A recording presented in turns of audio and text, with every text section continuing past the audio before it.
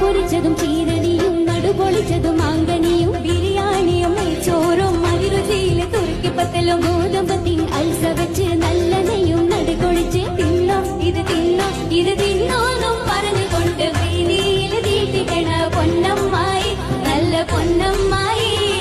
അപ്പങ്ങളെമ്പാടും ചുട്ടമ്മായി മരുമോനെ വീട്ടിൽ വിളിച്ചമ്മായി അപ്പാടെ അപ്പങ്ങൾ ഓരോ തരം അറയിൽ ചുമന്ന് വരുന്നമ്മായി